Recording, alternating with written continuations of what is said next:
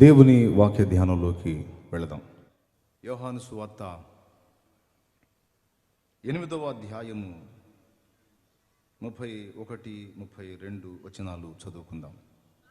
కాబట్టి యేసు తను నమ్మిన యూదులతో, మీరు నా వాక్యమందు నిలిచిన వారైతే నిజముగా నాకు శిష్యులయ్యుండి, మీరు నా వాక్యమందు నిలిచిన వారైతే నిజముగా నాకు శిష్యులై ఉండి సత్యమును గ్రహించెదరు. అప్పుడు సత్యము మిమ్మును స్వతంత్రులుగా చేయునని చెప్పగా, సత్యము మిమ్ములను స్వతంత్రులనుగా చేయునని చెప్పగా, వారు మేము అబ్రహాము సంతానము, మేము ఎన్నడును ఎవనికి నీ దాసులమై ఉండలేదే, మీరు స్వతంత్రులుగా చేయబడుదురని ఎలా చెప్పుచున్నావని అతనితో అనిరి. చాలు. తర్వాత యేసయ్య ఏమన్నాడో మీకు తెలుసు. పాపము చేయు ప్రతి వాడును పాపమునకు దాసుడు అన్నాడు. మనం చదువుకున్నటువంటి ఈ వాక్య భాగంలో యేసు ప్రభు ఆయనను నమ్మి ఆయనను వెంబడిస్తున్నటువంటి యూదులతో మాట్లాడుతూ చెప్పిన మాట, మీరు నా వాక్యమందు నిలిచి ఉన్న వారైతే సత్యమును గ్రహిస్తారు, సత్యము మిమ్మల్ని స్వతంత్రులనుగా చేస్తుంది అన్నాడు.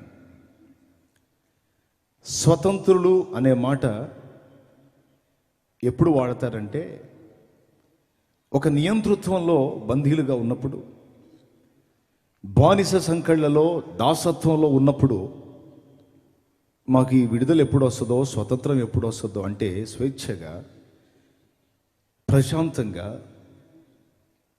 మా మనస్సుకు సంతోషదాయకంగా మేము ఎప్పుడు జీవిస్తామని బానిస సంఖ్యలలో ఉన్న వాళ్ళు ఎదురు చూస్తారు స్వతంత్రుల గుటకు. యేసుప్రభు అంటున్నాడు, ప్రపంచ మానవాళి మొత్తం కూడా దాస్య శృంఖలాలలో ఉంది అంటాడు. ఏంటి దాస్యం? దేనికి దాస్యం చేస్తున్నాడు అంటే, పాపానికి దాసులైపోయారు, బందీలైపోయారు, శాపాన్ని అనుభవిస్తున్నారు. సర్వ సమృద్ధి ఉన్నా నెమ్మది లేని జీవితాన్ని అనుభవిస్తూ ఉన్నారు. తినటానికి ఉంది, కట్టుకోవటానికి ఉంది, ఉండటానికి ఉంది, అన్నీ ఉన్నాయి, కానీ నెమ్మది లేదు, మనశ్శాంతి లేదు, సంతృప్తికరమైన జీవితాలు కావు. పెదాల మీద నవ్వు పులుముకొని ఏదో ఆనందాన్ని వెళ్లదీస్తున్నట్టు కనపడుతున్నారు, కానీ చాలా జీవితాల్లో చేదుంది. ఎందుకు అలా అంటే, వారికి తెలియని ప్రభావం ఏదో వారిని ఏలుబడి చేస్తున్న సంగతి మనుషులకు అర్థం కావటం లేదు. మొత్తానికి బానిసలుగా ఉన్నారు. ఎక్కువ శాతం కాదు, దాదాపు ప్రపంచ ప్రజలందరూ అదే పరిస్థితిలో ఉన్నారు. యేసు ప్రభు అంటున్నాడు, ఆ దాస్య శృంఖలాలను తెంచి మిమ్మల్ని స్వతంత్రులనుగా చేసి మీకు స్వేచ్ఛనివ్వడానికి వచ్చాను అని తన్ను గూర్చి తాను చెప్పుకుంటూ, సత్యాన్ని గూర్చి మాట్లాడుతూ, మీరు నిజంగా సత్యాన్ని తెలుసుకుంటే సత్యం మిమ్మల్ని స్వతంత్రులనుగా చేస్తుంది అన్నాడు.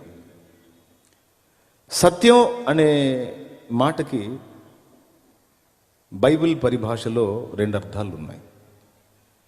సత్యం అంటే ఒక సంగతిని గూర్చిన అవగాహన. ఉదాహరణకి, దేవుడు ఉన్నాడు అన్నది సత్యం, దేవుడు లేడన్నది అసత్యం. దేవుడు ఉన్నాడన్నది ఏంటి? సత్యం, అదొక సంగతి, అవునా? దేవుడు లేడన్నది అసత్యం. మనం పాపులం అన్నది సత్యం, నా దగ్గర అసలు ఏ పాపం లేదు అన్నది అసత్యం. ఇది ఒక విషయాన్ని గూర్చిన సంగతి. అయితే సత్యం అనేటువంటి విషయం ఎలా ఉంది. ఇంకొకటి ఏంటంటే, సత్యం అనే ఒక ఆయన ఉన్నాడు, ఆయన పేరు సత్యం గారు. ఏంటి? ఆయన పేరు మిస్టర్ సత్యం గారు. ఈ సత్యం గారు వచ్చి సత్యాన్ని గురించి మాట్లాడుతూ, మీరు సత్యాన్ని గ్రహించినట్లయితే సత్యం మిమ్మల్ని స్వతంత్రులుగా చేస్తుంది అన్నాడు. యేసు సత్యం అని అదే యోహాను సువార్త 14:6లో ఉంది. సరే, ఇప్పుడు వ్యక్తి అయి ఉన్న సత్యం తెలుసుకున్నాం. ఒక ఆయన ఉన్నాడు, ఆయన పేరు సత్యంగా. ప్రసంగి గ్రంథంలో 7వ అధ్యాయంలో ఒక మాట ఉంది. ఈ సంగతి కూడా చూద్దాం అసలు ఏందో. ప్రసంగి గ్రంథం ఒకసారి బైబిల్ ఉన్నోళ్ళు తీయండి. 7వ అధ్యాయం 24వ వచనం ఒకసారి చదవండి. సత్యమైనది దూరముగాను బహులోతుగాను ఉన్నది. సత్యమన్నది దూరంగాను బహులోతుగాను ఉన్నది. దాని పరిశీలన చేయగలవాడెవడు? దాని పరిశీలన చేయగలవాడెవడు అని ప్రశ్నిస్తున్నాడు. సత్యం అనే ఒక వ్యక్తి ఉన్నాడు, సత్యం అనే ఒక సంగతి ఉంది. సంగతిని గూర్చి మాట్లాడుతున్నాడు. ఏమనంటే సత్యం అన్నది బహు దూరముగాను లోతుగాను ఉన్నది. దాన్ని పరిశోధించి కనుగొనగలవాడెవడు, దాన్ని తెలుసుకొనగలవాడెవడు అని మహాజ్ఞాని అయిన సొలొమోను అంటున్నాడు. పిల్లరా, సత్యాన్ని తెలుసుకునేంత ప్రశాంతత ఏ మనిషికి లేదు ఇప్పుడు. పొద్దున్న లేచిన కాడ నుంచి పైసామే పరమాత్మ హాయ్ అంటూ, పైసాయే పరమాత్మ, పైసాలో దేవుడు ఉన్నాడు అని డబ్బు వెంట పరిగెత్తుతూ ఉంది ప్రపంచం. పొద్దున్న లేచిన దగ్గర నుంచి సాయంత్రం నిద్రపోయిన దాకా అదే గొడవ. ఒక్కొక్కడు రాత్రి నిద్రలో కూడా కలలు కంటుంటాడు. అందరి పరుగు ఎట్టుందంటే డబ్బు. డబ్బు అవసరం లేదా? డబ్బు అవసరమే. మనిషి బ్రతకటానికి, మనుగడ సాగటానికి డబ్బు అవసరమే, కానీ డబ్బే జీవిత పరమావధి కాకూడదు. కానీ ఏం చేద్దాం, అందరి పరిస్థితి అదే. ప్రశాంతంగా ఒక రోజులో 24 గంటలు దేవుడిస్తే, ఒక గంట సేపు దేవుడి గురించి ఆలోచించడానికి, అన్వేషించడానికి, ధ్యానించడానికి కేటాయిస్తాడేమో అంటే లేదు. పొద్దస్తమానం ఈ ధ్యాసే. ఎప్పుడు దేవుని గురించి ఆలోచిస్తున్నాడయ్యా అంటే ఆ కిడ్నీలు ఫెయిల్ అయినప్పుడు, ఆ లివర్ ఫెయిల్ అయినప్పుడు, ఆ హార్ట్ స్ట్రోక్ వచ్చినప్పుడు, ఫైనల్గా ఇక పోతావు కొద్ది రోజుల్లోనే డాక్టర్లు చెప్పినప్పుడు అప్పుడు కూడా కనపడుతున్నాడు దేవుడు. అన్ని బాగున్నంతసేపు లోకాన్ని ఎలా సంపాదిద్దాం, లోకాన్ని ఎలా అనుభవిద్దాం, ఎలా ఆస్వాదిద్దాం, ఈ పిచ్చిలోనే పరిగెత్తుతున్నాడు. అందుకే ఆయన చెప్పాడు, సత్యం అన్నది బహు దూరముగాను లోతుగాను ఉన్నది, దాన్ని పరిశోధించి కనుగొనగలవాడేవాడు. అంటే ఫస్ట్ ఏం చేయాలంటే, లోతుగా ఉంది అంటే తవ్వి తీయాలి. లోతులో ఉన్నదానికి అవసరమైతే దిగాలి. బావి ఉంది, బావి లోతుగా ఉంది, తాడేసుకొని దిగాలి అందులోకి. లేకపోతే అడుగును ఉంది, ఎక్కడో లోతులో ఉంది, తవ్వి తీసుకోవాలి. తవ్వాలంటే సమయం ఇవ్వాలి. కాబట్టి మీకు ఆ సమయం లేదు కాబట్టి దేవుడి దయ వల్ల నేను పనిగట్టుకొని ఆ సమయం ఏర్పరచుకొని, ఓ పక్క కష్టపడి నా భార్య బిడ్డల్ని పోషించుకుంటానే, మరో పక్క సత్యాన్వేషణ చేసి సత్యమై ఉన్న దేవుణ్ణి తెలుసుకున్నాను, ఆయనను గూర్చిన సత్యాన్ని తెలుసుకున్నాను. నేను స్వతంత్రుడనయ్యాను. ఇహమందు నెమ్మది, పరమందు నిత్య జీవం స్వతంత్రించుకున్నాను. ఆ సంగతి చెప్పాలనే తలపోస్తున్నాను. మొట్టమొదట అసలు ఇంతకీ ఈ సత్యం గారు ఎవరు, ఈయన ప్రత్యేకత ఏమిటి అనే సంగతి నేను పరిశోధించాను. ఒకసారి నేను విగ్రహారాధన జీవితంలో ఉన్నప్పుడు, లోకంలో పాపంలో బ్రతుకుతూ ఉన్నప్పుడు కూడా దైవాన్వేషణ ఉండేది నాకు. నేను ఆరాధిస్తున్నటువంటి దేవీ దేవతలందరినీ చాలా భక్తి శ్రద్ధలతో, నిష్ఠాగరిష్టతతో పూజించాను. మా తాతలు తండ్రులు అందరూ కూడా ఎక్కువ శాతం బ్రహ్మంగారు పూజ చేసేవాళ్ళు. మా నాన్న పేరు బ్రహ్మయ్య, మా తాత పేరు వీరయ్య. ఆయన పోయాక నేను వెంటనే పుట్టానని నాకు పెట్టారు ఆ పేరు. మా ముత్తాత పేరు రామయ్య, వాళ్ళ నాన్న పేరు రామదాసు. మా నాన్న, మా తాత, వాళ్ళ నాన్న, వాళ్ళ నాన్న, 4 తరాలు తెలుసుకున్నాను నేను. దేవునికి స్తోత్రం. అంటే నా పూర్వీకులు ఎవరిని ఆరాధించారు, ఎవరిని సేవించారు, అసలు ఎందులో నుంచి మేము ప్రయాణం చేశాం అనేది తెలుసుకున్నాను. మీకు ఒక ఫోటో చూపిస్తాను చూడండి. అది పుస్తకం. ఈ బ్రహ్మంగారి చరిత్ర నేను చదువుతున్నాను. అంతకుముందు అన్ని పూజలు, అన్నీ వెంకటేశ్వర స్వామి అని, రాముడని, కృష్ణుడని, శివుడని, విష్ణు అన్నీ చేశాము. ప్రత్యేకంగా ఈయన గురించి బాగా ఎక్కువ ఇష్టంతో భక్తి చేశాను. కానీ మనసులో అసమాధానం వెంటాడుతుంది, ఏదో వెలితి కనపడుతుంది. నేను ఫాలో అవుతున్నాను కానీ నేను ఫాలో అవుతున్నది సంపూర్ణ సత్యమేనా, వీళ్ళందరూ కూడా నిజంగా దైవములేనా, వీరు నాకు మోక్షాన్ని ప్రసాదిస్తారా, వీళ్ళని ఆశ్రయించడం ద్వారా నేను నెమ్మది పొందగలుగుతానా, చచ్చిన తర్వాత నిత్య జీవానికి వెళ్ళగలుగుతానా అనే ఆలోచన నాకుంది. ఎందుకంటే ప్రతి మనిషికి మరణం ముగింపు కాదు, మరణం తర్వాత మళ్ళా జీవితం ఉంది అని అన్ని మత గ్రంథాలు చెప్పాయి. ఖురాన్ గ్రంథం చెప్పింది, బైబిల్ గ్రంథం చెప్పింది, అలాగే హైందవ సాహిత్యం పురాణాలు కూడా చెప్పాయి. కాబట్టి మానవుడికి చావే ముగింపు కాదు, చచ్చిన తర్వాత మళ్ళా జీవితం ఉంది అని ఈ సాహిత్యాల్లో తెలుసుకొని బ్రతికితే మహాబ్రతికితే 70-80 బతుకుతాం, తర్వాత ఇటుకూడి చేస్తాం. బ్రతుకులో నెమ్మది లేదు, చచ్చినా కూడా నరకం ఉందంటున్నారు. మరి ఇప్పుడు పరిస్థితి ఏంటని చెప్పని బ్రతుకులో సమాధానం దొరుకుతుందా, అది అందని ద్రాక్ష పండేనా? పోనీ సరే బ్రతుకులో అశాంతి ఉన్నా చచ్చిన తర్వాత నా మోక్షానికి చేరతామా, నేను సరైన మార్గంలోనే ఉన్నానా అని న్యాయంగా ఆలోచించా. తప్ప రైటా? సహజంగా నా మతం గొప్ప అని కొద్ది కాలం ఆలోచించాను, కానీ తర్వాత నేను ఉన్నది రైటా రాంగ్ అనేది కూడా వెతుక్కున్నాను. సరే, బ్రహ్మంగారి పుస్తకం చదువుతూ ఉన్నాను. నేను హెడ్ ఆఫ్ ద డిపార్ట్మెంట్గా భావించినటువంటి వాళ్ళు సృష్టికర్త బ్రహ్మ, స్థితికర్త విష్ణు, లయకర్త శివుడు. సృష్టి స్థితి లయ కారకులు ముగ్గురు, వాళ్ళని త్రిమూర్తులు అంటారు. ఈ త్రిమూర్తులు పెద్ద దేవుళ్ళు, వీళ్ళకంటే మించిన వాళ్ళు ఎవరూ లేరు, వీళ్ళే టాప్ అనేది నా అభిప్రాయం. ఈ బ్రహ్మంగారి కాలజ్ఞానం చదువుతూ ఉంటే, ఇది ఈ జవంగుల నాగభూషణ్ దాస్ గారు రచించినటువంటి బ్రహ్మంగారి కాలజ్ఞానం అండి. చివరిలో ఒక ఫోటో చూశానండి. ఈ ఫోటో అదిగో మీకు చూపిస్తున్నాడు చూడండి. కలర్ ప్రింట్ వచ్చింది చూడండి. ఈ కలర్ ప్రింట్ని కొంచెం అబ్జర్వ్ చేయండి. మధ్యలో ఒక పెద్ద ఆయన కూర్చున్నాడు, పైన లార్డ్ విశ్వకర్మ అని ఉంది. ఒట్టి మాటలు చెప్పడం కాదు, ఏదన్నా ఆధారం చూపించాలి, అందుకని మొత్తం సమకూర్చి తీసుకొచ్చా మీకోసం. ఆ పేరు చదవండి, లార్డ్ విశ్వకర్మ అని ఉంది. ఈ మధ్యలో ఆయన ఉన్నాడు. నేను హెడ్ ఆఫ్ ద డిపార్ట్మెంట్ అనుకుంటున్న ముగ్గురు నమస్కరిస్తున్నారు ఆయనకి. ఆయన వాళ్లే కాదు, వాళ్ళ భార్యలు, ఇతర దేవతలు మొత్తం కలిసి ఆయనకు సాగిలు పడుతున్నారు, ఆయన్ని పూజిస్తున్నారు, ఆరాధిస్తున్నారు. ఒక పక్క శివుడు ఆయన ఆరాధిస్తున్నాడు, విష్ణు ఆరాధిస్తున్నాడు, బ్రహ్మ ఆరాధిస్తున్నాడు, దేవతలు ఆరాధిస్తున్నారు. ఇదిగో కింద సరస్వతి, లక్ష్మి, వీళ్ళు కూడా ఆరాధిస్తున్నారు. మొక్కించుకునేవాడు గొప్ప, మొక్కేవాడు గొప్ప అని ఆలోచించా. మీరు చెప్పండి, ఎవరు గొప్ప? ఎవరు గొప్ప? మొక్కించుకునేవాడే గొప్ప కదా. అదే సృష్టికర్త బ్రహ్మ అనుకున్నాను. బ్రహ్మ చతుర్ముఖ బ్రహ్మ వచ్చి ఆయనకి నమస్కారం చేస్తున్నాడు, ఈయనెవర్రా బాబు అని చెప్పని అనుకుంటే ఆయన గురించి లార్డ్ విశ్వకర్మ అని ఉంది. అప్పుడే చదవటం ఆ పేరు, అంతకుముందు ఆయన గురించి ఏం తెలియదు నాకు. వీళ్ళందరూ దేవతలంతా కలిసి ఆయనకు మొక్కుతున్నారంటే బహుశా ఇతడు పెద్ద దేవుడు అయి ఉంటాడు, ఇతను మెయిన్ అయి ఉంటాడు. ఇతని స్టోరీ నాకు ఎట్ట దొరికిద్దబ్బా అని చెప్పని ఆలోచన చేసుకుంటూ ఉన్నాను. అక్కడక్కడ విచారించాను, కానీ ఆయన చరిత్ర ఎక్కడ దొరకలేదు నాకు.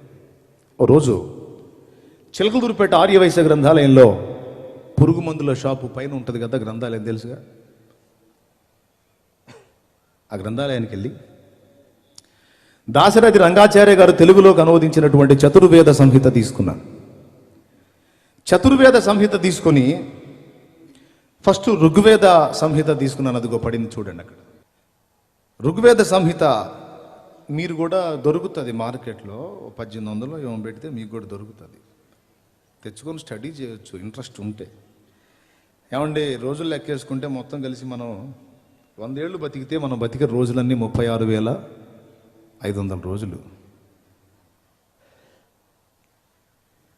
మొత్తం కలిసి ఒక 50 ఏళ్ళు కూడా బతకం.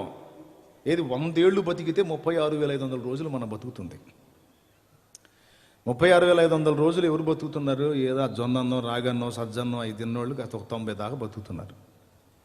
ఇప్పుడంతా 30 దాటితే షుగరు, 40 దాటితే పొగరు, అంటే బీపీ అంతా వచ్చేస్తుంది. ఇప్పటికే 30 అయిపోయిన వాళ్ళు ఇంకా ఉంది 30, 40 అనుకుందాం. 30 ఏళ్ళు అయిపోయింది ఇప్పటికే. కొంతమందికి 40 అయిపోయింది, కొంతమందికి 50 అయిపోయింది, కొంతమందికి 60 అవుతుంది. 60 ఏళ్ళకు వచ్చి కూడా ఇంకా ఆశ, నేను ఇంకా ఇంకా గట్టిగా బతుకుతాను, ఇంకో 40 ఏళ్ళన్నా బతుకుదు, ఏం బతకవు. ఏదో నీ అంటే భ్రమపడుతున్నావు అట్లా, అంటే చాలా తెలివిగా మోసం చేసుకుంటుంటాడు మనిషి అట్లా. ఇప్పటికే 60కి వచ్చిన వాడు ఇంకా మహాబతికితో 10, 15 ఇప్పటి కాలాన్ని బట్టి. ఒక 15 సంవత్సరాలు ఆయుష్కాలం తీసుకుందాం, లేదా 30 ఏళ్ళ ఆయుష్కాలం తీసుకుంటే 10,000 చిల్లర వస్తుంది రోజులు, 10,000 చిల్లర వస్తుంది. 11,000 రోజులు కూడా లేవు. ఏది 30 ఏళ్ల వయసు వచ్చిన వాళ్ళు ఇక బతకబోతున్న రోజులు 10,000 పై చిలుకుంటే అంతే. ఇప్పటికే 50 వచ్చిన వాళ్ళకి ఇంకా తగ్గిపోద్ది, 60 వచ్చిన వాళ్ళకి ఇంకా తగ్గిపోద్ది, ఇంకా రోజులు లెక్కేసుకోవటమే. ఒరే ఏంద్ర మమ్మల్ని సావు సావు సావు గురించి చెప్పి బెదిరి పెడుతున్నావు అనుకోకండి, నేను వాస్తవం చెబుతున్నా, దడుచుకుంటే నా తప్పు కాదు అది, నేను నిజం చెబుతున్నా. ఎందుకంటే ఇకనైనా కళ్ళు తెరవండి బాబు, అంత రక్త మాంసాలే. ఏ చిన్న అవయవం తేడా పడినా ముసుగేయటమే, ముఖానికి ముసుగేయటమే. అందరూ వస్తారు, అట్ట అయిపోయిందా అంటారు, తీసుకెళ్ళి భూస్థాపన చేసేస్తారు. 11 రోజు 15 రోజు దినం చేస్తారు. క్రైస్తవులు అయితేనే జ్ఞాపకార్థ కూటం పెడతారు. అయిపోయిన తర్వాత ఆ జ్ఞాపకాలు కూడా ఒక సంవత్సరంలో మర్చిపోతారు. ఇంకేం ఉండదు సోదరా. ఎంతటి వాడికైనా ఇదే జీవితం కాబట్టి, ఉండేది కొద్ది రోజులు కాబట్టి జీవిత సత్యం తెలుసుకోవాలి. అందుకని చెప్తున్నాను. ఋగ్వేద సంహిత చదువుతుంటే అందులో నేను బ్రహ్మంగారి కాలజ్ఞానంలో చూసినటువంటి విశ్వకర్మను గురించినటువంటి సందేశం ఒకటి దొరికింది నాకు. చూడండి, ఋగ్వేద సంహిత మొదటి భాగంలో అక్కడ పేజీ నంబర్ కూడా వేస్తుంది. ప్రజాపతి అని ఒక ఆయన కనపడుతున్నాడు. ఆయనకి మొత్తం 39 పేర్లు ఉన్నాయి. 39 పేర్లలో 17వ పేరు చూడండి, కనపడుతుందా మీకు? ఏమనుంది? ప్రజాపతిర్వై విశ్వకర్మ అనుందా? సరే, రెండవ పేరు చూడండి, ప్రజాపతిరగ్ని. ప్రజాపతి అనే ఒక ఆయన ఉన్నాడు, ఆయనకు మొత్తం 39 పేర్లు ఉన్నాయి. ఆ పేర్లలో మొదటిది ప్రజాపతి, రెండవది ప్రజాపతిరగ్ని, మూడవది ప్రజాపతిర్వై మనః, ప్రజాపతిర్వై వాచస్పతి, సంవత్సరో వై ప్రజాపతి, యజ్ఞ ప్రజాపతి, ప్రజాపతిర్వై సవిత, ప్రాణాహి ప్రజాపతి, అన్నం వై ప్రజాపతి, పతద్వై ప్రజాపతి, ప్రజాపతిర్వై భూతాః, ప్రజాపతిర్బంధుః, ప్రజాపతిర్వై హిరణ్యగర్భ, ప్రజాపతిర్వై చంద్రమాః, ప్రజాపతిర్వై మహన్దేవాః, ప్రజాపతిర్వై మనుః, ప్రజాపతిర్వై విశ్వకర్మ. ఈ విధంగా మొత్తం చాలా పేర్లు ఉన్నాయి. ఇవన్నీ ఒకటికి చెందిన పేర్లే. బాగా వినండి, నేను అర్థం కాని గందరగోళం ఏం చెప్పను. ఈ 39 వీడు సువార్త చెప్తానని కూర్చోబెట్టి ఇవన్నీ చదువుతాడేంది అనుకోవాకండి. ఒక విషయం చూసే, అందుకని చెప్తున్నా. వేద గ్రంథములు ఒక వ్యక్తిని ఎక్స్పోజ్ చేసే. అందుకు ఈయన ప్రజాపతిర్వై విశ్వకర్మ అని చెప్పని దొరికింది ఇందులో నాకు. బ్రహ్మంగారి కాలజ్ఞానంలో కనపడ్డ విశ్వకర్మకు వేదంలో చెప్పబడిన పేరు ప్రజాపతి. అగ్ని అన్నా ఆయనేనా? ఓహో, సూర్యుడన్నా ఆయనేనా? ఏది కనపడే సూర్యుడు కాదండోయ్, వాయువు అన్నా ఆయనేనట. ప్రజాపతిర్వాయు, ప్రజాపతిర్వై సూర్య ఉంది. కాబట్టి ఇన్ని పేర్లు కలిగిన ఈ ప్రజాపతి ఎవరు అని చెప్పని అన్వేషించాను. ఒక విచిత్రమైన సంగతి నాకు కనపడిందండి. ఏంటో చూద్దాం. ప్రజాపతి విశ్వకర్మ అని చెప్పన్నాం కదా, ఆ తర్వాత ఫోటో పట్టింది చూడండి. ఈయనట సృష్టికర్తట. నేను అనుకున్నాను చతుర్ముఖ బ్రహ్మ కదా సృష్టికర్త. నాకు ఊహ తెలిసిన దగ్గర నుంచి మా తల్లిదండ్రులు చెప్పని, నేను చదువుకున్న దానిలో విన్నాయి. గురుర్ బ్రహ్మ గురుర్ విష్ణు గురుదేవో మహేశ్వర గురు సాక్షాత్ పరబ్రహ్మ తస్మై శ్రీ గురువే నమః అని అది చదవని. నాకు తెలిసి చతుర్ముఖ బ్రహ్మ సృష్టికర్త అనుకున్నాం, కానీ కాదట. ఈ ప్రజాపతే సమస్తమును సృజించినటువంటి సృష్టికర్తట. ఈయన విశ్వకర్మట, విశ్వ నిర్మాణకుడట. చూడండి, నేను పురాణాలు కాదండి వేదం చూపిస్తున్నా. కొంతమందికి వేదం అట్టెట్టుంటుందో కూడా తెలియదు. అదిగో వేదం, ఋగ్వేద సంహిత 2వ భాగం. మీకు కూడా దొరుకుతుంది, మార్కెట్లో తెచ్చుకొని చదువుకోవచ్చు. విశ్వకర్మ శరీరములను సృష్టించువాడు, అనుపమ ధీరుడు. అతడు తొలుత జలములను కల్పించినవాడు, తదుపరి జలముల యందు కదలాడు ద్యావా పృథువులను సృష్టించినవాడు. విశ్వకర్మ శరీరములను సృష్టించినవాడు, క్రియేటర్ అట. సరే, అయితే ఏందంట, ఇంకా ఏముంది ఆయన గురించి చూద్దాం. చూడండి, విశ్వకర్మ గురించి ఇంకొక మాట కూడా రాసుందండి 337వ పేజీలో. అతడు అజుడు, అంటే జన్మ లేనివాడు, జన్మరహితుడు. అతని నాభియందు బ్రహ్మాండము నిలిచినది, ఆ బ్రహ్మాండమునందు సకల ప్రాణులు ఉన్నవి. సకల భువనములను సృష్టించిన విశ్వకర్మను మీరెరుగరు. చూడండి, వేద ఋషులు ఘోషిస్తూ చెప్తున్నారు, సకల భువనములను సృజించినటువంటి విశ్వకర్మను మీరు ఎరుగరు, అది మీ బుద్ధికి అతనిని తెలుసుకుని శక్తి లేదన్నాడు. అజ్ఞానమును మంచు కప్పిన జనులు నానా కల్పనలు చేయుదురు, వారు ఇహభోగములకే యత్నింతురు, తాత్వికముగా ఆలోచించరు. ఏ కాడికి భూ సంబంధమైన తపనే కానీ సృష్టికర్తను గూర్చిన జ్ఞానం పొందుకొని ఆ మహానుభావుడున్నటువంటి మోక్ష పదానికి చేరదామన్న అన్వేషణే లేదని ఆది ఋషులు ఆనాడే గుర్తెరిగి మీరు తెలుసుకోలేరు ఆయన అన్నాడు. సరే, బాగుంది. ఇంతకీ ఈ ప్రజాపతి గురించి ఇంకేముందో చూద్దాం. ప్రజాపతి, విశ్వకర్మ, అగ్ని, ఈ పేర్లన్నీ ఒకటి అని చెప్పా కదా. ఈ ప్రజాపతి యొక్క పేర్లలో ఒక పేరు అగ్ని. సరే, అగ్ని గురించి తర్వాత ఆలోచిద్దాం. ఒక్కసారి 31వ అధ్యాయం చూద్దాం. చూడండి, అక్కడ శుక్ల యజుర్వేద సంహిత.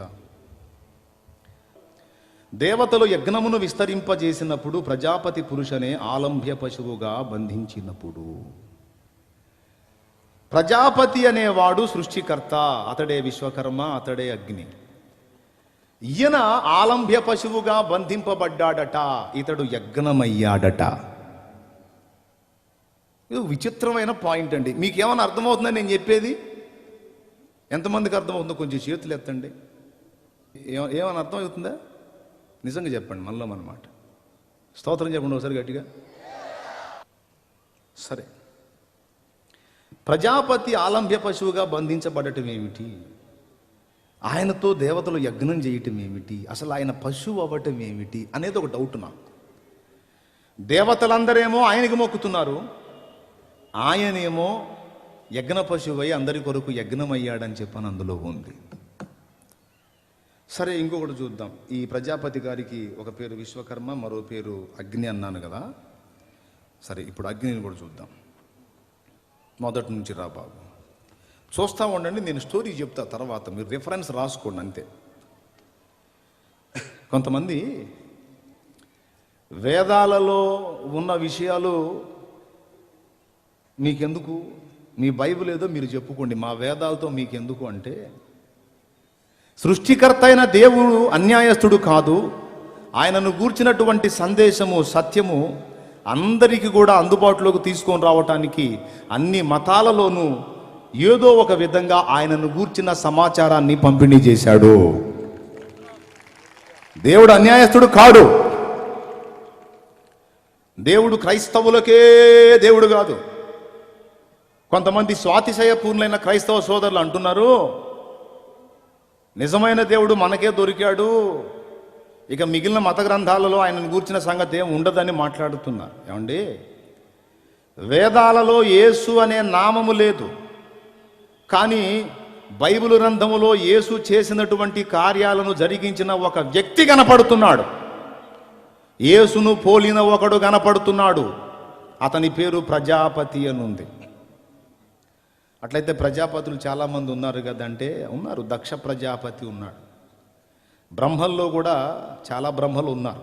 పులస్య బ్రహ్మ, విశ్వవసు బ్రహ్మ, రావణుడు కూడా బ్రహ్మే, రావణ బ్రహ్మ, మయ బ్రహ్మలు ఉన్నారు, చతుర్ముఖ బ్రహ్మ ఉన్నాడు. ఈ బ్రహ్మలందరికీ కూడా అతీతంగా పరబ్రహ్మ ఉన్నాడు. పరబ్రహ్మ, బ్రహ్మ అనే పదాన్ని పురుష అంటారు. పురుష అంటే బ్రహ్మ అని. ఈ బ్రహ్మ చతుర్ముఖ బ్రహ్మ కాదండి, వేరు ఈయన పరబ్రహ్మ, అందరికీ టాపులో ఉన్నవాడు. ఎలాంటివాడంటే దేవతలను, దేవదూతలను, మానవులను అందరినీ సృష్టించిన అస్సలు కథానాయకుడు ఈయన అగ్ని అన్నారు. అగ్ని అంటే పొయ్యిలో మనం ముట్టించే అగ్ని, గ్యాస్ స్టవ్ అగ్ని కాదు. అగ్ని అనగానే ముందు అందరికి కనపడేది ఏంటంటే గ్యాస్ స్టవ్ అగ్ని, అగ్గిపుల్ల వేసి ముట్టిస్తే భగభగమంటే అగ్ని అని. అగ్ని అనే పేరు కలిగిన వ్యక్తి. దేవుని గురించి లోకానికి పరిచయం చేయటానికి వేద ఋషులకు కొన్ని వస్తువులను పరిగణలోకి తీసుకున్నాడు. సృష్టింపబడినటువంటి వస్తువుల్ని, వాటిల్లో అగ్ని ఒకటి. అగ్నికి మీరు మైల అంటిస్తారా? ఒకసారి నాకు చెప్పండి, పెద్దగా చెప్పాలి. అగ్నికి మురికి పట్టిస్తారా మీరు? నో, సమస్త కల్మషాన్ని కాల్చి దహిస్తుంది. కాబట్టి దేవుడు అగ్ని వంటి వాడు. ఆయనకు ఏ మలినము, ఏ పాపము అంటదు. ఆయన పరిపూర్ణ పరిశుద్ధుడు అని చెప్పడానికి అగ్నిని ఎగ్జాంపుల్గా చూపిస్తే, ఆయన అగ్ని వంటి వాడు అన్న సంగతి వదిలిపెట్టి అగ్నికి దండం పెట్టడం మొదలుపెట్టి, గాలి లేని చోట ఎక్కడన్నా ఉందో ఒకసారి చెప్పండి నాకు. మానవ మనుగడ సాగుతున్న ప్రపంచంలో గాలి లేని ప్రపంచం, గాలి లేకుండా మనుషులు బతుకుతున్నది ఎక్కడన్నా ఉందా? ఇండియాలో గాలి ఉంది, అమెరికాలో ఉందా లేదా? చెప్పండి, ఉందా? అరే ఇండియాలో కదా గాలి ఉండేది, అమెరికాలో ఎట్టుందబ్బా? సరేలే కానీ పాకిస్తాన్లో ఉందా గాలి? ఉంది, ఇప్పుడు సూపర్గా ఉంది. సరే, ఏ దేశంలోనన్నా చూడు గాలి ఉంది. వాయువు అని దేవుణ్ణి పిలిచారు. వాయువు అంటే గాలి, దేవుడు గాలి అని కాదు. గాలి ఎలాగా ప్రపంచ మానవ జాతి జీవకోటి బ్రతకడానికి సర్వవ్యాపకమై ఉన్నదో, దేవుడు అలాగా అంతటా సర్వాంతర్యామిగా ఉన్నాడు. దేవుని సర్వాంతర్యామి తత్వానికి గుర్తుగా గాలిని చూపించారు వేద ఋషులు.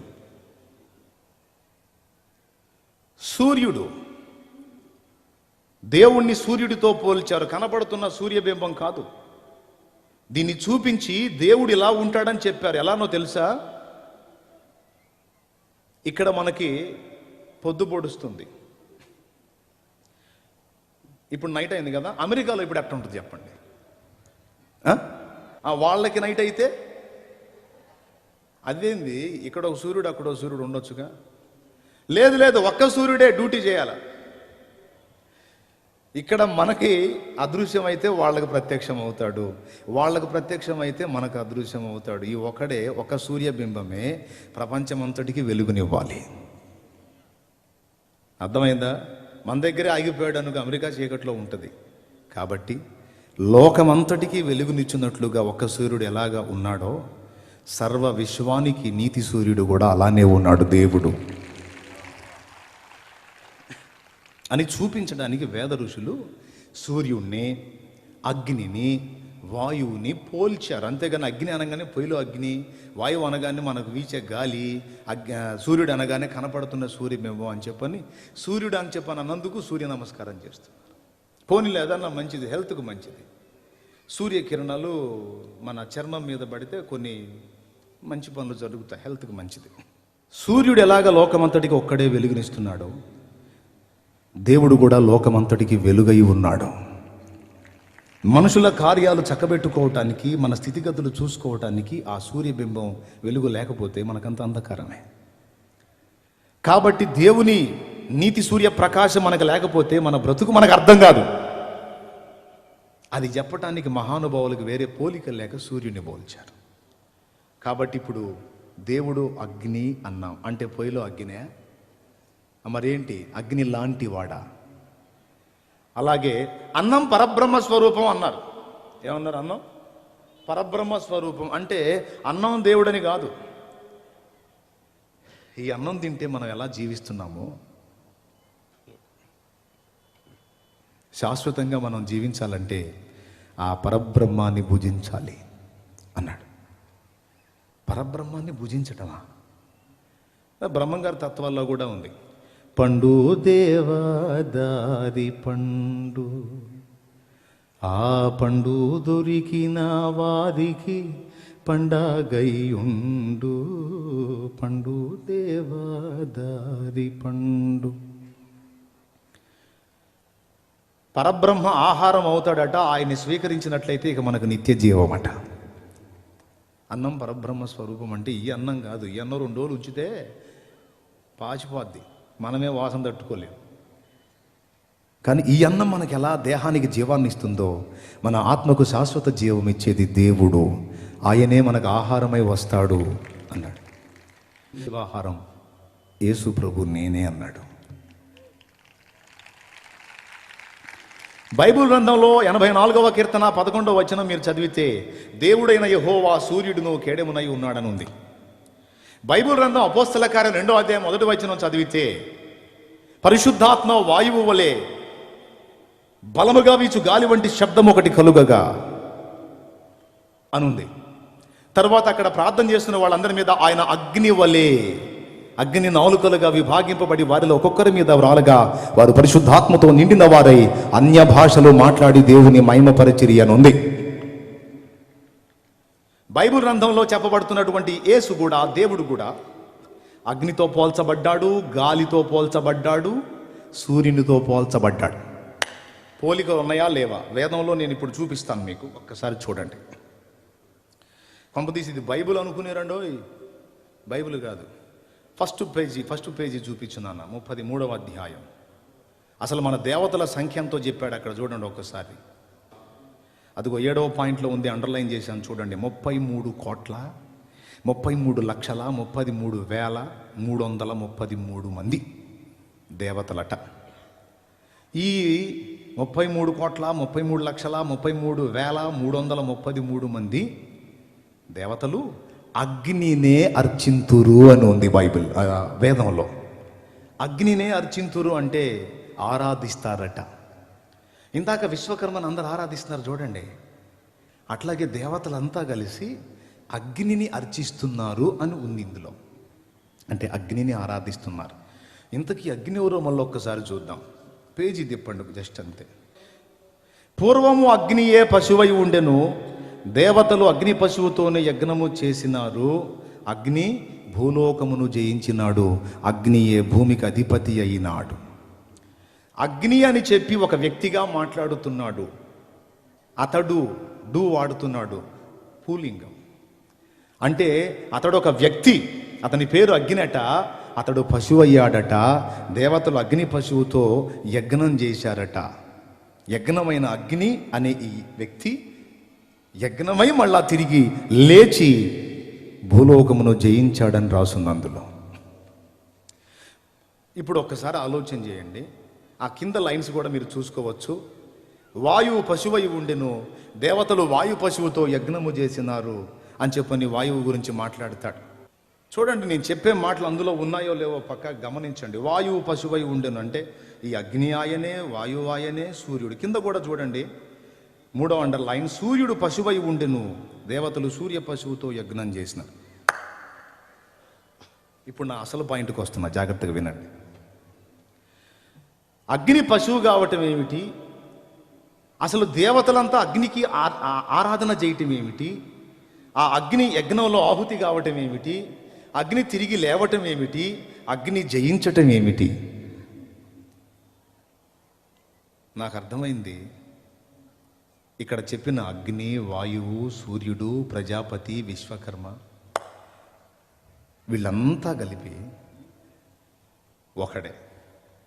ఇంతమంది కాదు, ఒకడే. ఆయనకి నీ పేర్లు అంటే మన వాళ్ళకి అర్థమైద్దో కాదని వేద ఋషులు ఎంత గొప్పోళ్ళో చూడండి, మహానుభావులు. వేదాలు బ్రహ్మ ముఖోద్దిష్టాలని చెప్పని ఒక పక్క పొగుడుతూనే వేదాలను పట్టించుకోరు మన సహోదరులు. సృష్టికర్త అనుగ్రహించినటువంటి గొప్ప వాక్కులు అని చెప్పని ఒక పక్క ప్రశంసిస్తూనే వాటిని చదవరు, పట్టించుకోరు. కానీ వేదం చదివితే సత్యం బహిర్గతం అయింది. వేదంలో చెప్పబడినటువంటి ఈ యజ్ఞ పురుషుడు ఎవరు అని అన్వేషించాం. ఈయన గురించి పురుష సూక్తంలో ఇలాగుందో ఒకసారి చూడండి. నేను చెప్పే అన్నీ కూడా ఎవిడెన్స్, ఒట్టి మాటలు చెప్పట్లా. పురుష సూక్తం అదిగో మీకు చూపిస్తాడు ఒకసారి. పురుష సూక్తం అంటే ఎట్లా ఉంటుందో చూడండి. ఇది ఋగ్వేదం 10వ మండలం 9వ సూక్తం పురుష సూక్తం అంటారు. ఇది టీకా తాత్పర్యం కూడా వచ్చింది, చిన్న పుస్తకం ప్రింట్ వేశారు, అది ఒకసారి పేజీ తిప్పితే,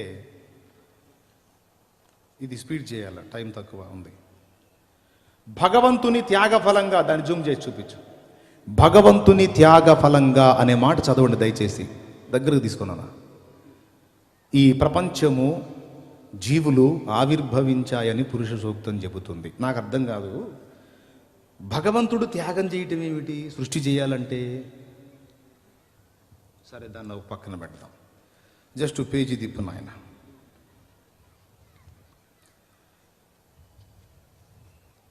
చూడండి, సృష్టి సైతం ఇటువంటి మహాయజ్ఞం వల్లనే సంభవించింది. ఈ అక్షరాలు మీకు కనపడుతున్నాయా? కనపడుతున్నాయా? ఎంతమంది కనపడుతున్నాయి? చేతులు ఎత్తండి. సృష్టి సైతం ఇటువంటి మహాయజ్ఞం వల్లనే సంభవించింది అని భగవంతుడు తననే ఆహుతించుకొని ఈ ప్రపంచాన్ని సృష్టించాడు. ప్రపంచాన్ని సృష్టించాలంటే భగవంతుడు త్యాగం చేయాలంట. ప్రపంచాన్ని సృష్టించాలంటే భగవంతుడు తనను తాను ఆహుతించుకోవటానికి ఇష్టపడాలంట. నేను చెప్పానా? బైబిల్ చెప్పిందా? కాదు, వేదము చెప్పింది. నేను మన సహోదరులను అడుగుతున్నాను, వేదం చెప్పినటువంటి ఈ మహానుభావుడు ఎవరు?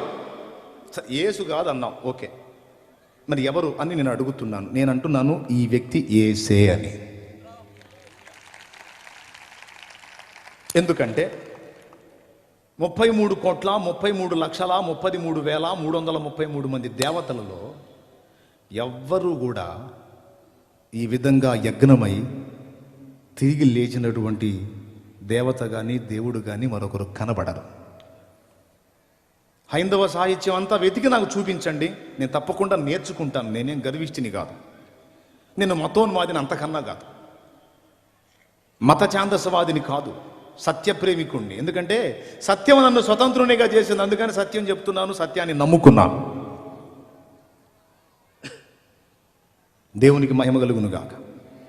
హల్లెలూయా. ఇందులో చెప్పబడుతున్నటువంటి ఈ వ్యక్తులు ఎవరు?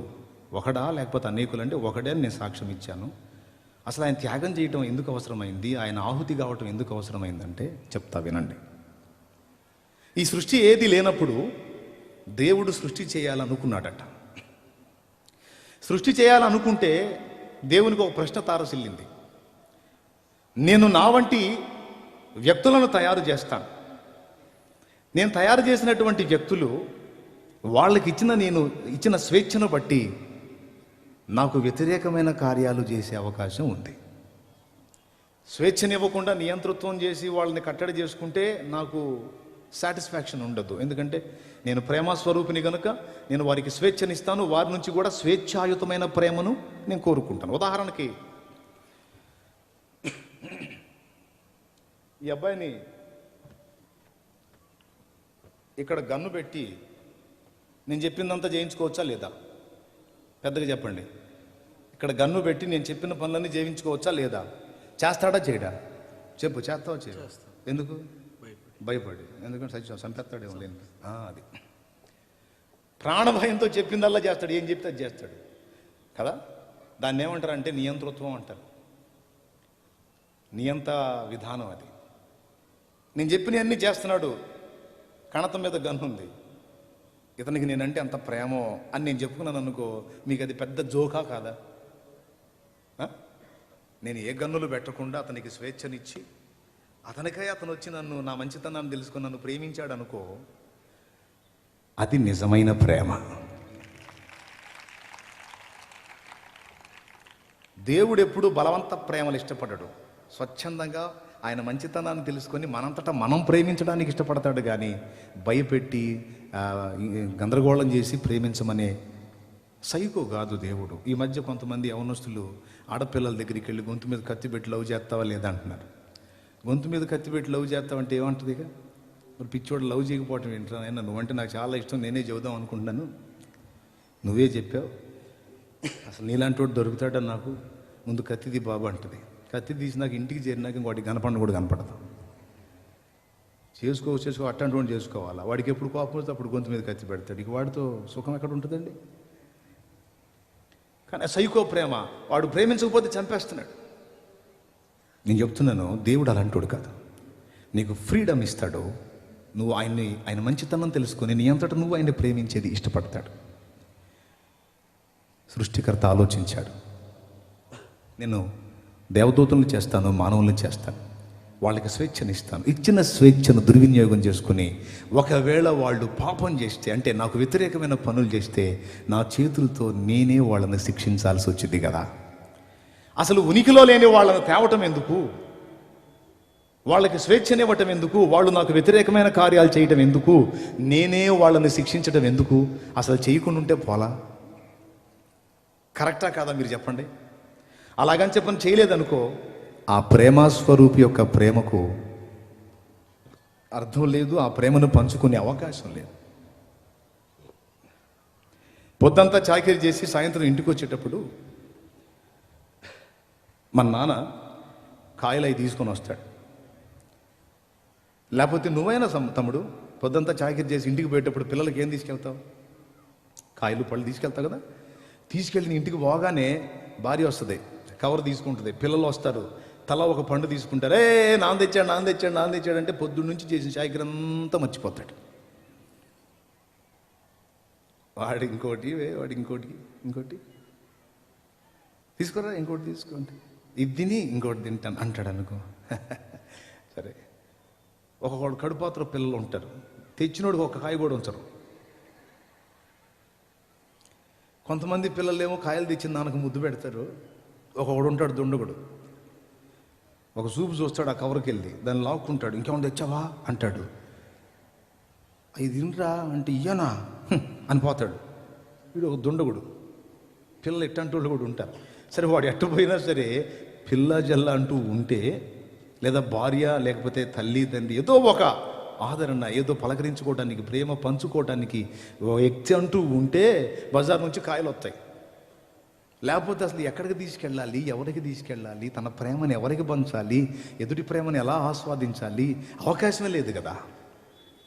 తన ప్రేమని పంచుటకు, ఎదుటి వాళ్ళ ప్రేమను పొందుటకు పరమాత్మ కోరుకున్నాడు. అందుకే సృష్టి చేయాలనుకున్నాడు. అయితే ఈ చిక్కు సమస్య వచ్చింది ఏంటంటే, ఖచ్చితంగా మనం పాపం చేస్తామని ముందే తెలుసు ఆయనకి. ఇప్పుడు చేయాలా వద్దా అంటే ఒక ఆలోచన చేశాడు. అప్పుడే నేను బిడ్డల్ని సృష్టిస్తాను, ఒకవేళ వాళ్ళు నాకు వ్యతిరేకంగా పాపం చేస్తే, ఆ పాపానికి వచ్చే ప్రతిఫలం ఏదైనా ఉంటే ధర్మశాస్త్రం ప్రకారం అది నా బిడ్డల పక్షంగా నేనే నా మీద వేసుకొని భరిస్తాను.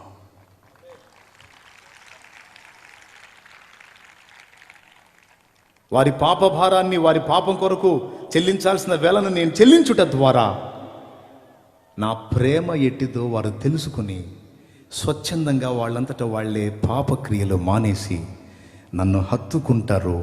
ఆ బిడ్డల్ని ఇదిగో నేను ఇప్పుడే చూసి ఉన్నాను అని జగత్తు పునాది వెయ్యబడక ముందే మనందరినీ చూశాడండి ఆయన.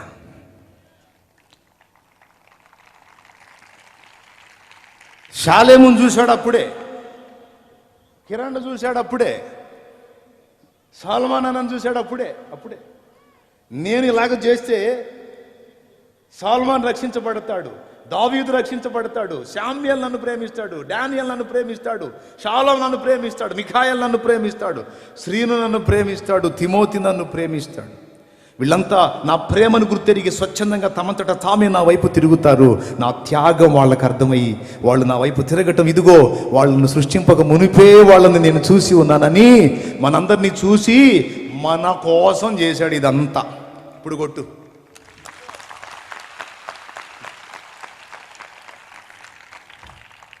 ఎవరి కోసం చేశాడు? మన కోసం. ఆయన ప్రయాస వట్టిదైందా? కాలా. అదే వేదం చెబుతుంది. భగవంతుని త్యాగ ఫలంగా ప్రపంచము, జీవులు ఆవిర్భవించాయి. చూపించగా ఏం త్యాగం అంటే మన పాప భారాన్ని ఎత్తుకోవడానికి సిద్ధపడాలి. మనం మొక్కిన దేవతలు ఆయనకి ఎందుకు నమస్కరిస్తున్నారో తెలుసా? ఆయనే దేవతల పాపాలు, మానవుల పాపాలు, అందరి పాపాల కొరకు యజ్ఞమైన ప్రజాపతి, యజ్ఞమైనటువంటి పురుషుడు. మనం ఆరాధించిన దేవతల జీవితాల్లో కూడా కామ, క్రోధ, లోభ, మోహ, మదమాశ్చర్యములు. ఏమండి, పురుషులైన వాళ్ళు చేతులు ఎత్తండి. ఇక్కడ పురుషులు నేను పురుషుడిని అన్నవాళ్ళు చేతులు ఎత్తండి. నేను 2 చేతులు ఎత్తే ప్రాబ్లం లేదు. పురుషులైన అందరూ చేతులు ఎత్తేసారు. చాలా సంతోషం. అందరూ పురుషులే, మహానుభావులు. పురుషులేనా మీరు? పురుషులే. అందరికి మీసాల గడ్డలు ఉన్నాయిగా. కామ, క్రోధ, లోభ, మోహ, మదమాశ్చర్యములను జయించారా? కామకత్వాన్ని జయించారా? సరే పోనీ క్రోధత్వాన్ని జయించారా? లోభాన్ని జయించారా? మోహాన్ని జయించారా? మదాన్ని జయించారా? మదం అంటే గర్వం. మత్సరాన్ని అంటే పక్కోడు ఎదుగుతుంటే ఏడవటం జయించారా? కామ, క్రోధ, లోభ, మోహ, మదమాశ్చర్యములు జయించలేదు. కాబట్టి మీరు ఏమయ్యారంటే పురుషులయ్యారు.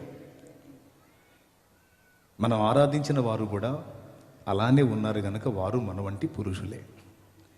అయితే ఈ అరిషడ్ వర్గాలను జయించిన వాడు ఎవరో తెలుసా? పురుషోత్తముడు. పురుషోత్తముడు, పురుషులందరికీ ఉత్తముడు.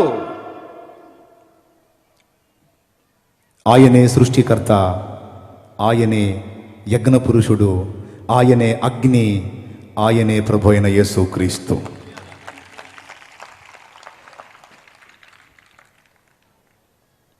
ఒకవేళ నేను చెప్తుంది ఇది సత్యం కాదు అని ఎవరైనా హైందవ సోదరులు అంటే నేనేమనను.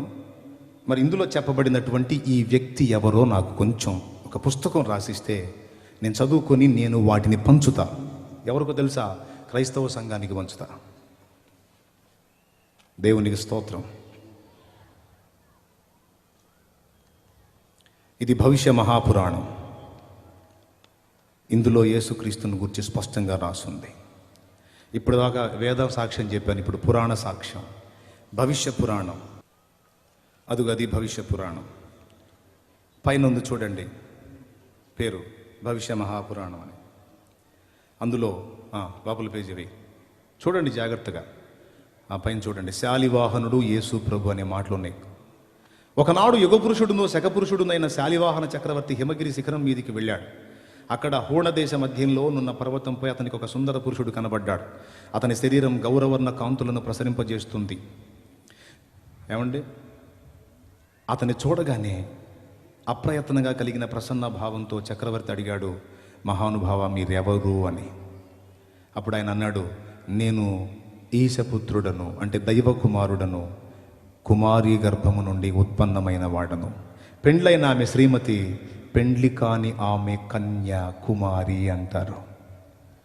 కుమారి గర్భము నుండి ఉత్పన్నమైన వాడను, నేను మ్లేచ్ఛ ధర్మ ప్రచారకుడను, సత్యవ్రతమందు స్థితుడను అని యేసు తన గురించి తాను చెప్పుకున్నాడని శాలివాహనుడు సాక్ష్యం ఇచ్చినట్టు భవిష్య పురాణంలో ఉంది.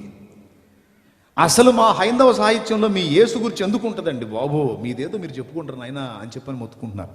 నా బాధ ఏంటంటే, మన వాళ్ళ బాధ ఏంటంటే, దేవుడు అన్యాయస్తుడు కాడు సోదరా, ఆయన నిజమైన దేవుడు. ఆయన మీకు ముస్లిం సోదరులకి, క్రైస్తవ సోదరులకి, అందరికీ తన గురించి సమాచారం, ఇన్ఫర్మేషన్ ఇచ్చున్నాడు ఆయన. కొంచెం చూస్తే మీరు బతికిపోతారు, నరకం తప్పించుకొని పరలోకం వస్తారని మేము కొట్టుకుంటుంటే వాళ్ళేం మమ్మల్ని కొడతారు, తిడతారు, చంపుతామంటారు, ఏదేదో అంటారు. ఏమైనా సచ్చినా సరే సత్యం చెప్పే సత్తం.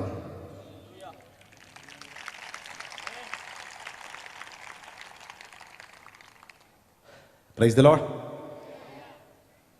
సరే పక్కన పెడదాం. మహానుభావులు,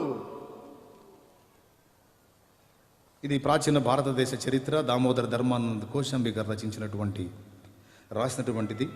ఇందులో పేజీ తిప్పితే మీకు చూపిస్తాడు. అందులో యజ్ఞంలో ఎక్కువగా పశువుల బలులను ఇచ్చేవారని కూడా ఆనాడు వేద ఋషులు అట్లా చేశారని చెప్పని చరిత్ర చెప్తుంది. ఇప్పటిదాకా నేను వేదము మరియు పురాణం యొక్క సాక్ష్యం చూపించాను. ఇప్పుడు మీకు యేసును గురించి మహానుభావులు ఏమని చెప్పారో చూపిస్తాను చూడండి. నా చేతిలో ఉన్నటువంటి ఇదిగో ఈ పుస్తకం ప్రబోధ రత్నాకరం, అక్కడ వేస్తాడు చూడండి.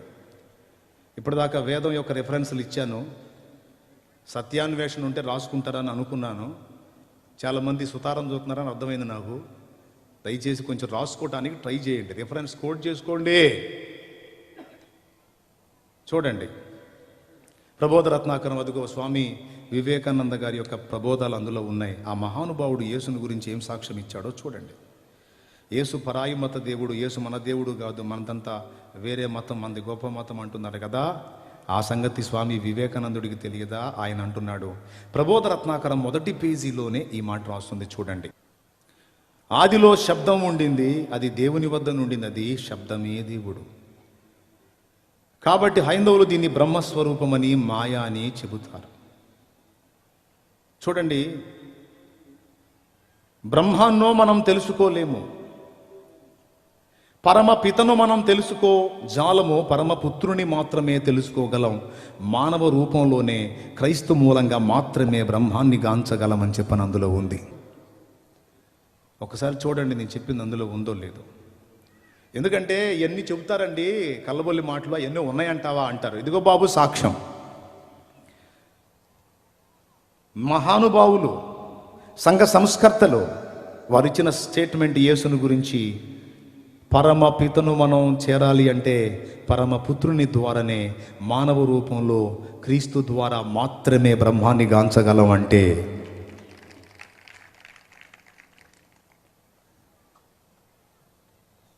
ఈ అబ్బాయి మంచి పనోడండి, ఈ అబ్బాయి ద్వారా మాత్రమే నేను అనుకున్న పాట పాడించగలను అని నేనంటే, ఇంక మిగిలిన వాళ్ళ వల్ల కొంచెం పెద్దగా చెబితే అనేగా, ఈ అబ్బాయి ద్వారా మాత్రమే అది జరుగుతుంది అంటే మిగిలిన వాళ్ళ వల్ల. ఇప్పుడు వివేకానందుడు ఏం చెప్పాడు ఒకసారి మళ్ళీ చూడండి, ఒకసారి చదవండి. మానవ రూపంలోనే క్రైస్తు మూలంగా మాత్రమే బ్రహ్మాన్ని గాంచగలం అంటే ఇక ఏ మార్గంలో ప్రయాణం చేసినా వట్టిదే అని స్వామి వివేకానందుడు సాక్ష్యం ఇచ్చాడు. చప్పట్లు కొట్టాలనిపించట్లేదా మీకు? సత్యం చెప్తున్నాను చూడండి. తర్వాత స్వామి వివేకానందుడు ఏం మాట్లాడుతున్నాడు రెండవ సాక్ష్యం చూడండి. లోకుల పాపమును యేసు హరిస్తున్నాడని చెప్పాడు చూడండి. చూడండి, పరిపూర్ణలం అవ్వటానికి మార్గము క్రీస్తు మనకు చూపుతాడన్నాడు. బాబా బాబా ఏం స్టేట్మెంట్ చూడండి. నువ్వు సంపూర్ణ దైవత్వాన్ని స్వతంత్రించుకోవాలంటే ఆ రూట్ యేసు మాత్రమే చూపిస్తాడు. ఇక ఏ విధంగా తిప్పలు పడ్డా ఒట్టిదే అంటున్నాడు. ఉంది చూడండి. మూడవ మాట, ఫస్ట్ మాట చెప్పాడు యేసు ద్వారా మాత్రమే మనం సృష్టికర్తను గాంచగలం. రెండోది చెప్పాడు యేసు లోకుల పాపాన్ని హరిస్తున్నాడు. మూడోది చెప్తున్నాడు ఆయనలో ఎలాంటి అపరిపూర్ణత లేదు, ఆయన అన్నిటినీ జయించినవాడు, పరిపూర్ణ పరిశుద్ధుడు అని నజరేయుడగు యేసును గురించి మహానుభావుడు స్వామి వివేకానందుల వారు ఎలుగెత్తిచ్చిన సాక్ష్యం అది. నేనేదో నా నోటి మాటలు చెప్తే తప్పు అవుతుంది.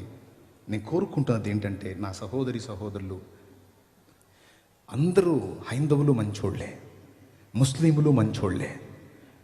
దేవుడు క్రైస్తవులకే స్పెషల్ కాదు.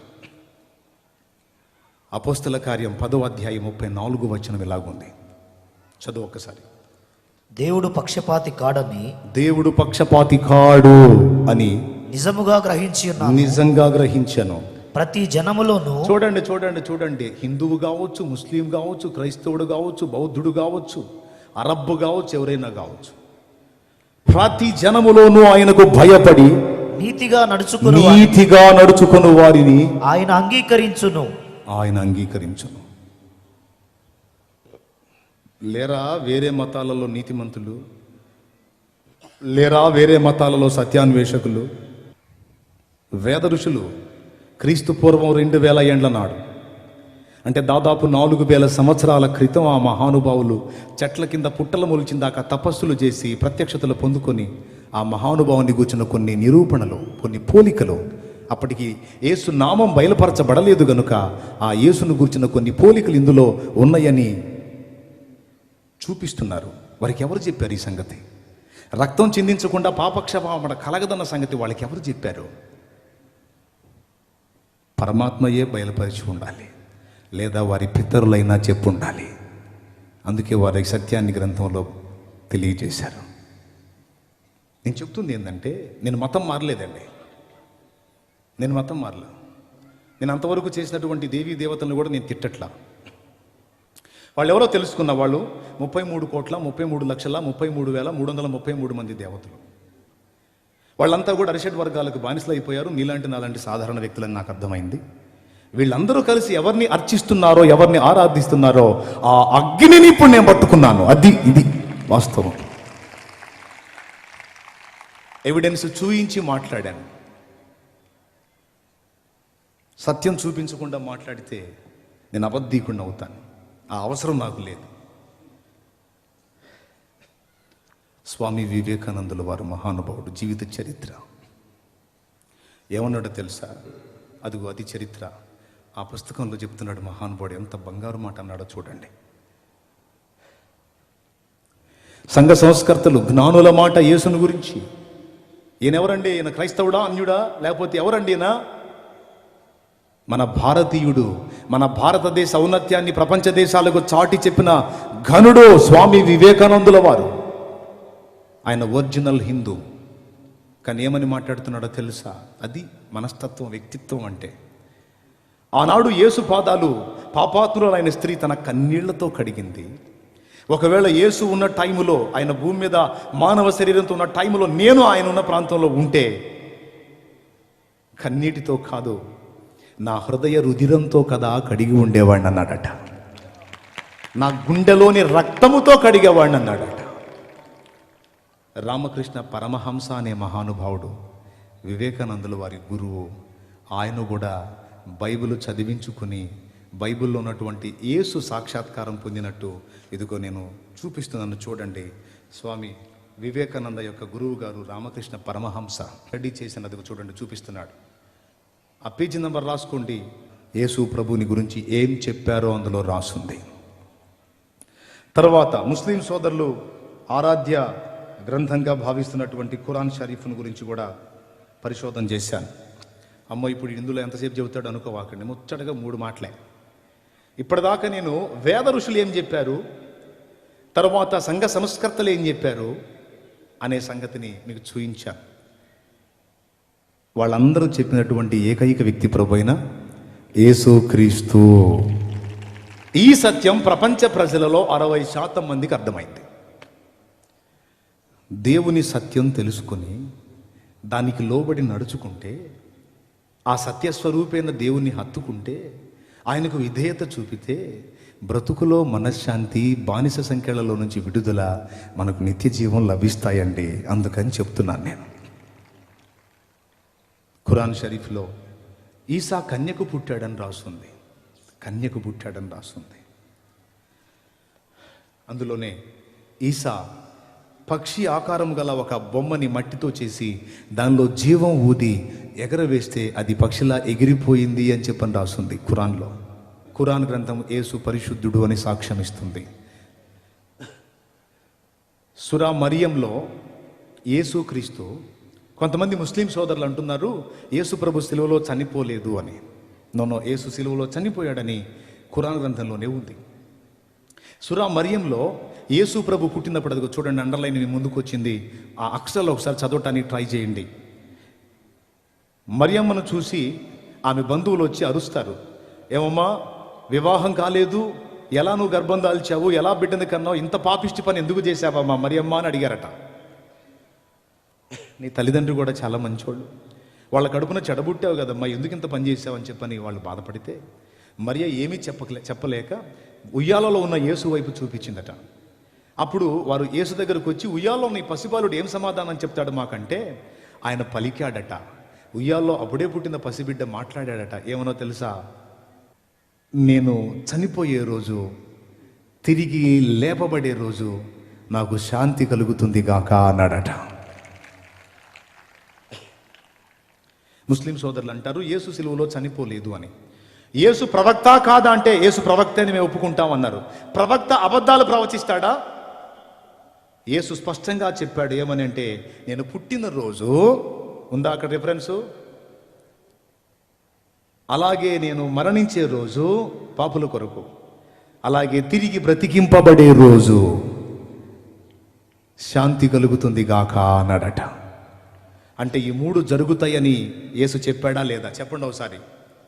ఇంత స్పష్టంగా ఉంటే యేసు సిలువ వేయబడలేదని ఖురాన్లోనే ఉందంటే ఖురాన్ స్వయం వైరుధ్యం అవుతుంది.